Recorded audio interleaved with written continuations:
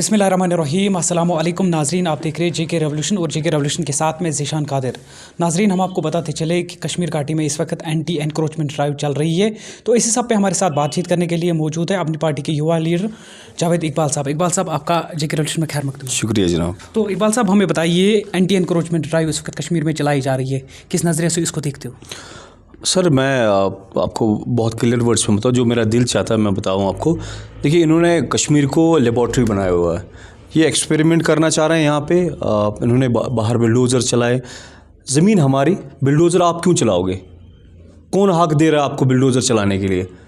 अगर आपने कोई फरमान निकाला है वहाँ पे बड़ी शार्क्स को पकड़ने के लिए, तो क्लियर आप इंस्ट्रक्शंस वहाँ निकालिए, रिटर्न में एक ऑर्डर निकालिए कि जिनके मकान इसके ऊपर बने हुए हैं 5 मरला के ऊपर, 10 मरला के ऊपर, उसके लिए एक ऑर्डर बनाइए आप, ताकि जो नीचे जो लेवल के जो ऑफिसर्स हैं जो इसको इम्प्लीमेंट करना चाह रहे हैं वो अच्छे तरीके से करें। अदरवाइज़ वो भी इसको एक गलत तरीके से ले रहे हैं। हमने यहाँ पे देखा है कि आप एक पॉलिटिशियन को, बड़े आदमी को पकड़ रहे हो, लेकिन 10 गरीबों के मकान आप तोड़ रहे हो। किस लिए आप तोड़ रहे हो? अगर आप खुद ही बोल रहे हो कि हमें गरीब के साथ छेड़खानी नहीं करनी है, तो आप क्यों फिर इनके मकान आप तोड़ रहे हो? बीजेपी की लीडर अनवर खान का कहना है कि अगर गरीबों से उनका हक छीना जाएगा तो बीजेपी वालों की लाशों के ऊपर से चलना पड़ेगा। तो ये वीडियो जो रोज़ आ रहे हैं, जो रो रहे हैं जो लोग कि हमारे पास इतनी ही ज़मीन है, वो आपको नहीं दिख रहा है, वो इन लोगों को नहीं दिख रहा है, वो गवर्नमेंट को नहीं दिख रहा है। वो यहाँ पे हमारे लिए, हमारे इन पेजेस पे जब हम देखते हैं कि कोई आपकी कोई माँ या कोई बहन रो रही है कि हमारे मकान को तोड़ दिया, जिसके लिए हमने ज़िंदगी भर कमाई की हुई है। हाँ, अगर कोई बंदा फाइनेंशियली बहुत स्ट्रांग है, उसके पास ज़मीन ठीक ठाक है, फिर उन्होंने इन 5 मरला को भी एक्वायर किया है, उसको भी निकालें। लेकिन जो गरीब है, गरीब तबका है, उनके ऊपर क्यों बिल्डोज़र चला रहे हो? अपनी पार्टी का इस पर क्या स्टैंड है? क्लियर स्टैंड है। हमारी ज़मीन है, बिल्डोज़र आप क्यों चलाओगे? हमारी ज़मीन है, कोई बिल्डोज़र नहीं चलेगा, गरीब के साथ कोई छेड़छाड़ नहीं होगी। बहुत क्लियर वर्ड्स में थे। और अभी तक हम इसलिए चुप थे क्योंकि हमें बताया गया था कि एलजी साहब ने बताया कि कोई गरीब के साथ कोई छेड़छाड़ नहीं होगी। लेकिन जब हम रोज़ अब वीडियोज़ देख रहे हैं, वो गरीब ही आ रहे हैं वहाँ पर। आप लोग क्या सिर्फ एक दो जगह पे आप बड़े आदमियों को मतलब इन शार्क्स को पकड़ रहे हो? उनके लिए आपको ज़मीन निकालनी, तो किसने रोका? किसने बोला आपको कि मत निकाले ज़मीन? सब लोग तो खुश है उससे कि अगर किसी पॉलिटिशियन के पास ज़मीन है उसको निकालिए, किसी के पास 100 कनाल, 150 कनाल, 200 कनाल है, उसकी निकालिए ज़मीन। आप लोग एक क्लियर इंस्ट्रक्शंस बनाइए। अगर यहाँ पे जो पॉलिटिशियंस और अमीर लोग हैं, आप पहले ऑर्डर निकालिए कि उन्हीं के ऊपर चलेगा और जो ज़मीन है वहीं पे खाली की जाएगी। कोई आपके पास बात करने के लिए मुझे नहीं लगता कि कोई अगेंस्ट में बात करेगा। कुछ ट्वीट्स आए थे कि आप अपने लोगों को फेवर कर रहे हो। मैंने किसी को फेवर नहीं किया, और इस काम में तो मैं बिल्कुल भी कोई फेवर नहीं करता हूँ। ना मैं इस चीज़ के लिए सियासत में आया हूँ, मैं अपने लोगों के लिए आया हूँ, डेवलपमेंट के लिए आया हूँ। जो अगर किसी ने कोई गलत किया है, वो भले ही कोई भी हो, मैं उनके साथ बिल्कुल खड़ा नहीं हूँ, कभी भी ना खड़ा था ना रहूँगा। जो गलत है वो गलत है, वो गवर्नमेंट के ऊपर वो चीज़ आप डालें। आप खुद, हम जज ना बने। हमने जो, अगर एसडीएम साहब हैं, तहसीलदार साहब हैं या कोर्ट है, अगर कोई ऑर्डर निकाल दे तो उसमें कोई मुलविस है, उनको आप निकालें। मैं तो बिल्कुल आपके साथ हूँ। तो क्या आपको लग रहा है कि जो एंटी एनक्रोचमेंट ड्राइव इस वक्त कश्मीर घाटी में चलाई जा रही है एक अच्छा स्टेप है? बहुत गंदा स्टेप है, बहुत गंदा स्टेप है। क्योंकि गंदा इसलिए हो रहा है, इसमें छोटे तबके के लोग उन्होंने टारगेट किए हुए। अदरवाइज़ जब पहले ही जो ऑर्डर आया था, सब लोग खुश थे कि अगर जिन्होंने, जो बड़े पॉलिटिशियंस हैं, बड़े बिजनेसमैन हैं, उन्होंने ये एक्वायर किए लैंड, उनसे निकाला जाएगा, तो सब लोग खुश थे और चुप थे। लेकिन जैसे ही ये गरीब तबके के ऊपर आ गया, आवाज़ तो उठेगी। और ये कश्मीर है, छुप नहीं बैठेगा। आप लोग इसको एक्सपेरिमेंट ना करें, कहीं आपके अपने हाथ खराब ना हो जाए इस एक्सपेरिमेंट को करते करते। ये बिल्डोज़र बाबा जो ये आप वहीं पे रखें, ये बाबा जी के पास ही रखें, कश्मीर में लाने की ज़रूरत नहीं है। एंटी एनक्रोचमेंट ड्राइव के हवाले से अगर हम बात करेंगे, कांग्रेस और पीडीपी ने उसके खिलाफ प्रोटेस्ट निकाला, अपनी पार्टी ने क्यों नहीं निकाला? देखिए, प्रोटेस्ट से मैं तभी बोल रहा हूँ, जब हम प्रोटेस्ट निकालते हैं, इनको लगता है कि ये अपनी पार्टी के लीडर्स भी इसमें इन्वॉल्व है। हमारे कोई लीडर इन्वॉल्व नहीं है उसमें। जिस पार्टी के ज़्यादा लीडर्स हैं, ऑब्वियस सी बात है वो अपने आप को बचाने के लिए इसमें आ रहे हैं। आप देखिए अल्ताफ बुखारी साहब के बयानात देख लीजिए, गुलाम हसन मीर साहब के बयानात देख लीजिए, वो हमारी टॉप लीडरशिप है। उन्होंने बिल्कुल कंडेम किया इस चीज़ को कि गरीब के ऊपर इसमें बिल्डोज़र नहीं चलेगा और इविक्शन नहीं होगा। लेकिन अगर किसी पॉलिटिशियन ने लिया तो हमें क्या करना है, उसे निकालिए। अभी यहाँ पे पटन में मतलब जो ज़मीन निकाली है वो एक किसी पॉलिटिशियन के नाम पे थी, उनको निकालें, बिल्कुल हम लोग तो खुश हैं। हम लोग तो चाहते हैं कि इन शाख से ज़मीनों को खाली किया जाए, लेकिन आप देख लीजिए वो न्यूज़ तो कहीं नहीं आ रही है। लेकिन गरीब का आप चला रहे हो, सुबह से शाम तक चला रहे हो कि नहीं उनके घर तोड़ देने हैं, उनके जो दीवारें हैं वो तोड़ देनी है। उसके लिए आपको कोई साथ नहीं देगा, ना कोई खुश होगा उस चीज़ के लिए। क्या एलजी एडमिनिस्ट्रेशन के साथ अपनी पार्टी की बातचीत हो गई, जिनकी गरीबों की ज़मीनें छीनी जा रही है उस पर कार्रवाई नहीं होनी चाहिए? कल मैं अल्ताफ बुखारी साहब का जो उधमपुर में बयान देख रहा था, उन्होंने ये चीज़ बहुत क्लियरली मेंशन किया है। चीफ सेक्रेटरी तक ने उनको एश्योर किया हुआ है, एलजी साहब ने एश्योर किया हुआ है। लेकिन आप ऑर्डर क्यों नहीं निकाल रहे हैं फिर? अगर एलजी साहब ने, आप वर्बली बोल रहे हो, ऑर्डर भी निकालिए कि गरीब के जो ज़मीन के ऊपर कोई छेड़छाड़ नहीं होगी। अगर किसी अमीर के पास है निकालिए, अगर किसी पॉलिटिशियन के पास है निकालिए, बिजनेसमैन के पास है ज़मीन निकालिए, लेकिन गरीब को छेड़िए मत। बात अगर अपनी पार्टी की करेंगे, हर दिन हमें पब्लिक कन्वेंशन से मीटिंग्स मुनक्कद करते हुए नज़र आ रही है, क्या ये इलेक्शन की तैयारी हो रही है? हम लोग हमेशा तैयार हैं। मैं करीबन 1.5 साल से इस तैयारी में लगा हूँ कि जब भी इलेक्शंस होंगे हम मजबूती के साथ इंशाअल्लाह रहमान इस इलेक्शन में जाएंगे और अगर अल्लाह ने चाहा तो जीत भी हमारी होगी। किस पार्टी का डर लगता है? पार्टी का तो किसी का डर नहीं है, लेकिन हाँ अगर आप ये बोलोगे कि किन पार्टियों को आपसे डर है, तो सारी पार्टियाँ हैं जो भी डरी हुई हैं, क्योंकि इस तरीके से इतने कम टाइम में किसी भी पार्टी को रेस्पॉन्स नहीं मिला है। और इतने कम टाइम में इतने सारे लोग एक पार्टी के साथ जुड़े हुए, ये कभी नहीं हुआ है। आपने 12 तारीख का जो जलसा हुआ था अभी अपनी पार्टी का शेर कश्मीर स्टेडियम में, उसने पूरे हिंदुस्तान को हिला के रख दिया है कि लोग इस तरीके से एक्सेप्ट कर रहे हैं अपनी पार्टी को। Javed sahab, there was lot of options.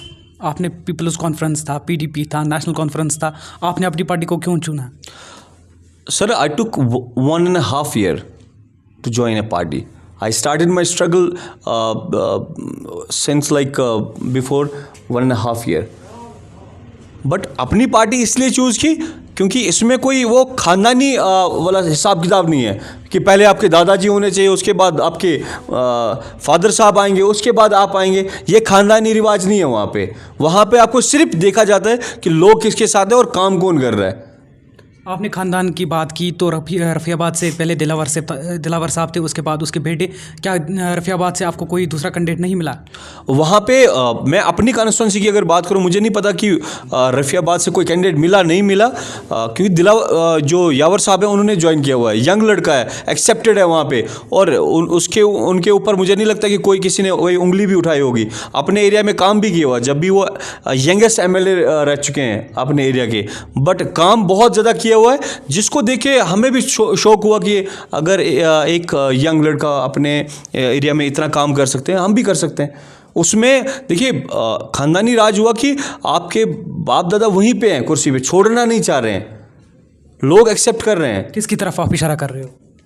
मैं हमारे जो साबिक MLA हैं यहाँ पे पटन में, उन्होंने वो पीढ़ियाँ चलते आ रहे हैं। अब ये काम नहीं चलेगा, नए लड़के आएंगे, अगर वहाँ पे भी उनको रफ़ियाबाद में उनको लगेगा कि नहीं वहाँ पे चेंज करना है लोगों को, वो चेंज करेंगे। लेकिन उन्होंने काम किया हुआ वहाँ पे। आप हमारी कॉन्स्टिट्यूंसी देख लीजिए, यहाँ पे 0% काम हुआ है। यहाँ पे मजबूरी है, यहाँ पे हमें आगे आने की ज़रूरत है। और जो आज तक फ़ोन नहीं उठाते थे जो MLAs, और अब इंशाल्लाह देख लीजिएगा उनको पैरों तक लेके आएंगे लोगों के। जम्मू कश्मीर की ज़रूरी है, अल्ताफ़ साहब ज़रूरी है, क्या कहना चाहोगे इस हवाले से? जम्मू कश्मीर भी ज़रूरी है और उनको जम्मू कश्मीर को संभालने के लिए अल्ताफ़ साहब ज़रूरी है, क्योंकि जम्मू कश्मीर तो अब गाड़ी तो ड्राइवर के बगैर चल नहीं सकती। जम्मू कश्मीर गाड़ी है और इसको अब सही रास्ते पे लेके जाने के लिए अल्ताफ़ साहब जैसे हमारे वहाँ पे सीट पे होने चाहिए, बहुत ज़रूरी है। अल्ताफ़ साहब ने PDP को क्यों क्वाइट किया? अल्ताफ़ साहब को आप उनका इंटरव्यू देख लीजिए, उनको निकाला गया है।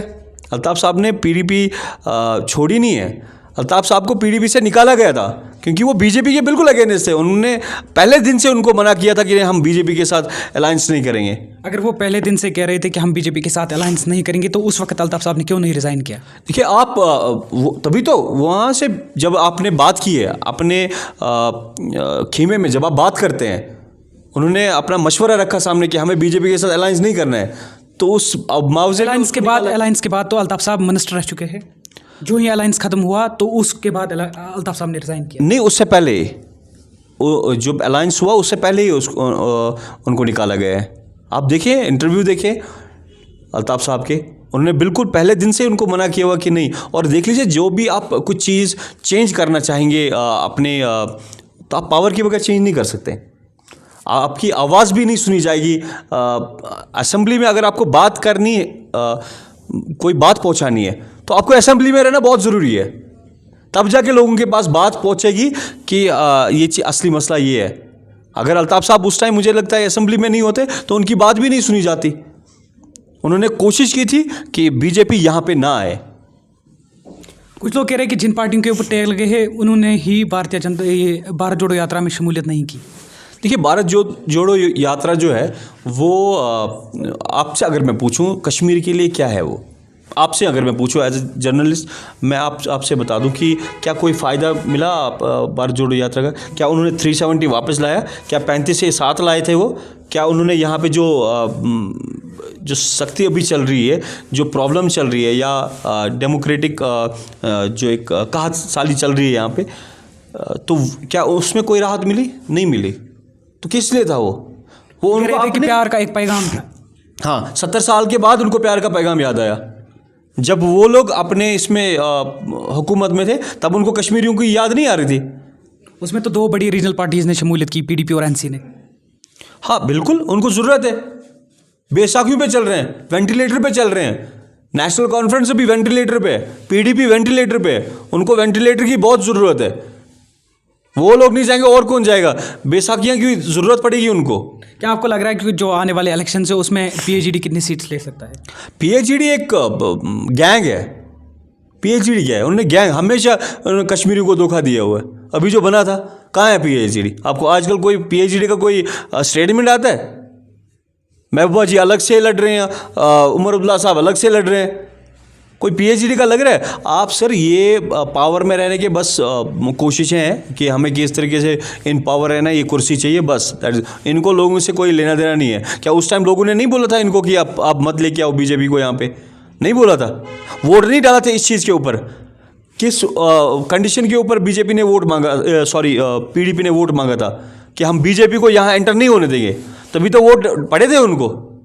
फिर उन्होंने ही क्यों अलायंस किया? क्या बाकी पार्टीज नहीं थी अलायंस करने के लिए? तो आखिर पर आप लोगों को क्या पैगाम देना चाहोगे? दिमाग से काम लीजिए। ये जो सोशल मीडिया पे चल रहा है, ये सब कुछ सच नहीं होता है। आप लोग अपने लीडर्स को चुनिए। आप लोग साफ सुथरे लड़कों को चुन लीजिए जो यंग हो और जो आप लोगों का काम करें। आप उनके ऊपर बैट लगाइए, आप उनके ऊपर अभी भरोसा कर लीजिए, क्योंकि इन लोगों ने हमेशा हमें धोखा दिया है और सिर्फ इन लोगों ने देखा है कि बस हम इमोशनली किस तरीके से कश्मीरियों को हम एक्वायर कर सकते हैं। अगर कल अपनी पार्टी सत्ता में आती है तो कुछ सीटें कम पड़ेगी, किसके पास जाए कोई ज्वाइन करने के लिए? देखिए, ये उसमें एक मेन टीम होती है, कोर टीम होती है जो ये डिसाइड करती है। वहाँ पे अल्ताफ़ साहब प्रेसिडेंट साहब बैठे हुए हैं, वहाँ पे गुलाम हसन मीर साहब बैठे हुए हैं, एक कोर टीम है। मैं एक बहुत छोटा सा इसमें हिस्सा हूँ। मैं आपको अपनी कंस्टिट्यूंसी के बारे में बता सकता हूँ, लेकिन वहाँ पे जो डिसीजन होगा वो इंशाल्लाह लोगों के फेवर में होगा और लोगों से मशवरा करके। अगर आपसे कहा जाए तो किसके साथ जाओगे? मैं तो चाहूँगा कि मैं इंडिविजुअली जीत जाऊँ। मैं तो बिल्कुल तैयार हूँ इस चीज़ के लिए। हमें तो कोई सीट्स कम पड़ने वाली है ही नहीं। जिस तरीके से हम कश्मीर में आगे चल रहे हैं, मुझे लगता है कि लोग वन साइडेड इलेक्शन इस बार करने के लिए सोच रहे हैं। इस बार जो सरकार होगी इंशाल्लाह रहमान अपनी पार्टी की होगी। शुक्रिया हमारे साथ बातचीत करने। शुक्रिया जी। ये थे हमारे साथ अपनी पार्टी के युवा लीडर जावेद इकबाल साहब, जो हमारे साथ बातचीत कर रहे थे एंटी एनक्रोचमेंट ड्राइव के हवाले से। आप बने रहिए हमारे साथ और देखते रहिए।